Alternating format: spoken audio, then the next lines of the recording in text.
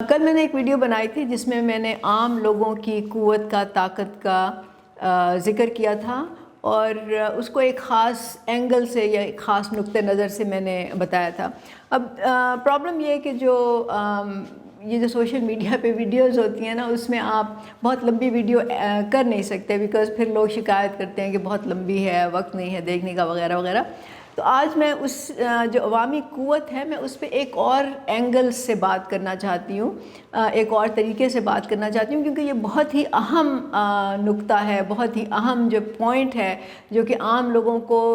سمجھنا چاہیے، اور اس کے سمجھے بغیر وہ متحرک نہیں ہوں گے، ان کو پتہ نہیں چلے گا کہ ان کی اپنی طاقت کتنی ہے، اور وہ طاقت کا پھر استعمال بھی نہیں کر سکیں گے اپنے فائدے کے لیے۔ اور ہم سمجھتے ہیں کہ سیاسی استعمال جو ہے ہم اس کی بات کرتے ہیں۔ تو عام طور سے یہ تاثر دیا جاتا ہے کہ یہ جو ملک ہے یہ ان لوگوں کی وجہ سے چل رہا ہے، ان لوگوں کی حکمت عملی سے یا ان کی محنت سے یا ان کے کام سے چل رہا ہے، جو بڑے بڑے لوگ ہیں، امیر ہیں، پیسے والے ہیں، اور جو اسمبلیوں میں بیٹھے ہیں خاص طور سے، اور جو آپ کی میری اور ملک کی قسمت کے فیصلے کرتے ہیں۔ اور لوگ یہ سمجھتے ہیں کہ اگر یہ لوگ نہیں ہوں گے، اگر یہ پارلیمنٹ نہیں ہوگی اور یہ لوگ فیصلے نہیں کر رہے ہوں گے تو پتہ نہیں ملک کا کیا حال ہو جائے گا۔ لیکن میں آپ کو آج حقیقت بتاتی ہوں۔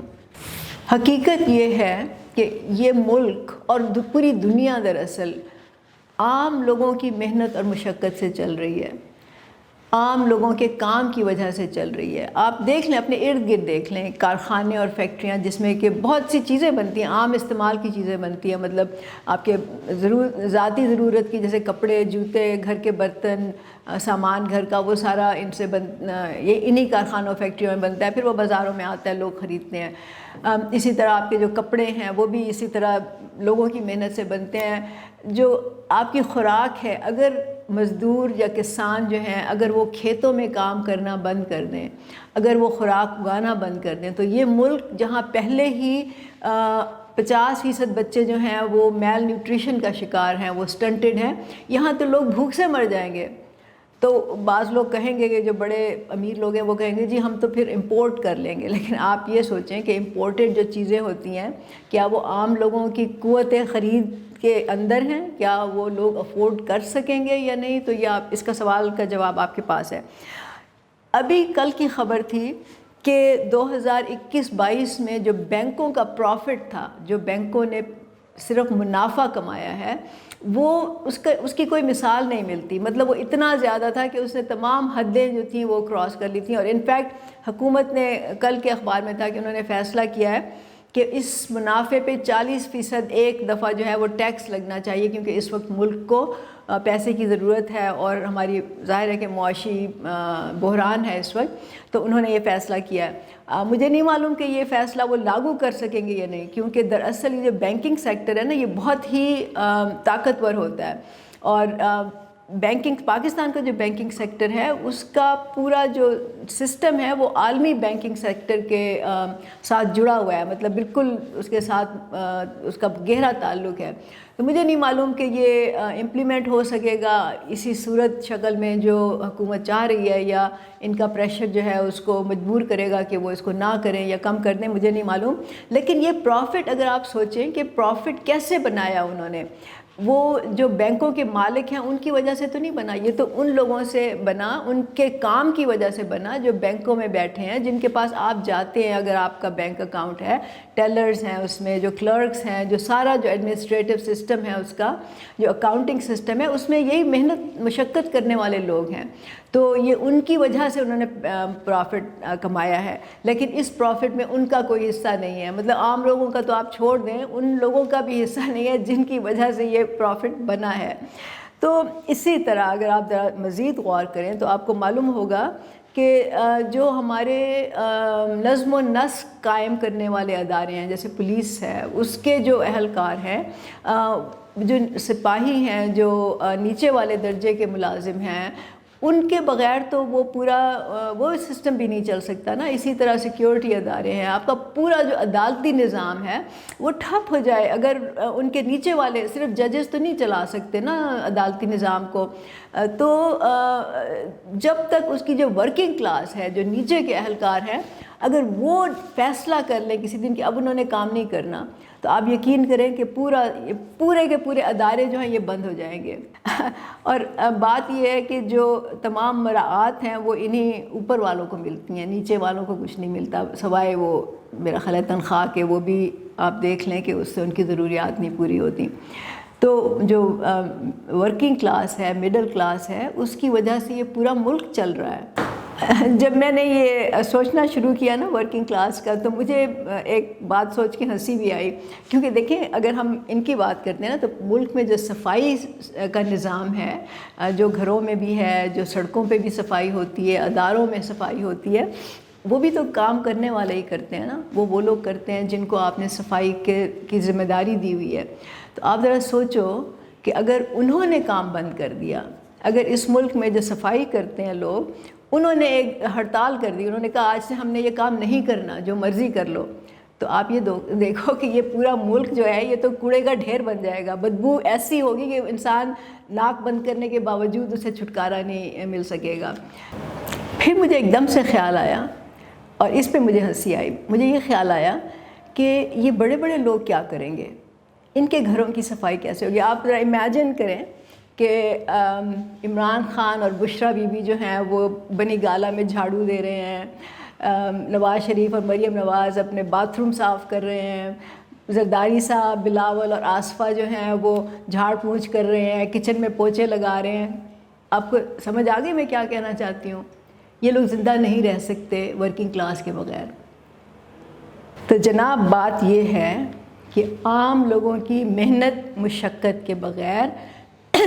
یہ ملک بلکہ یہ دنیا بند ہو جائے گی، اور یہ قوت ہے جس کو لوگوں کو سمجھنا چاہیے۔ یہ ملک سروائیو نہیں کر سکتا، یہ دنیا سروائیو نہیں کر سکتی اس کے بغیر۔ اور ان لوگوں کا جن کی ابھی میں نے بات کی ہے، ان کا تو طرز زندگی ہی اوپر نیچے ہو جائے گا، مطلب بالکل ختم ہو جائے گا، لائف سٹائل ان کا جو ہے وہ تباہ و برباد ہو جائے گا۔ مجھے لگتا ہے کہ یہ لوگ تو اگلے دن ٹکٹ کٹا کے تو ملک سے باہر چلے جائیں گے، بیکاز دے کی ناٹ لیو لائک دیٹ۔ یہ تو اپنے ہاتھ سے ان کو کام کرنے کی عادت ہی نہیں ہے، اور آپ کو معلوم ہے ان کے تو گھر ہیں، محلات ہیں باہر، یہ کہیں بھی جا سکتے ہیں، اتنا پیسہ ہے ان کے پاس۔ تو میرے کہنے کا مقصد یہ ہے کہ عام لوگوں کو اپنے آپ کو کمزور نہیں سمجھنا چاہیے۔ ہاں یہ بات ضرور ہے، اور یہ بہت ہی اہم بات ہے، کہ عام لوگوں کی طاقت جو انفرادی طاقت نہیں ہوتی، وہ پیسے کی، دولت کی، اثر و رسوخ کی طاقت نہیں ہوتی، وہ عہدے کی طاقت نہیں ہوتی،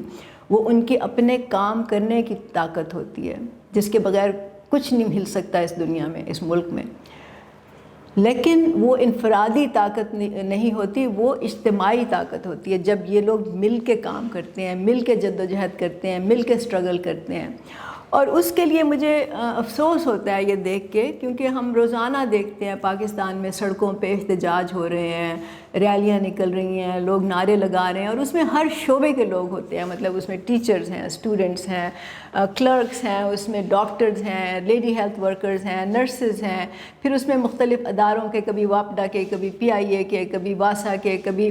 پاکستان اسٹیل ملز کے، اور بہت سے اداروں کے، شعبوں کے وکیل تک سڑکوں پہ نکلتے ہیں، اور یہ سب اپنے اپنے جو ان کے مطالبات ہوتے ہیں، یا ان کے اپنے اپنے جو مسئلے ہوتے ہیں، یہ اس پہ احتجاج کرتے ہیں اور ان مسئلوں کا حل ڈھونڈتے ہیں۔ لیکن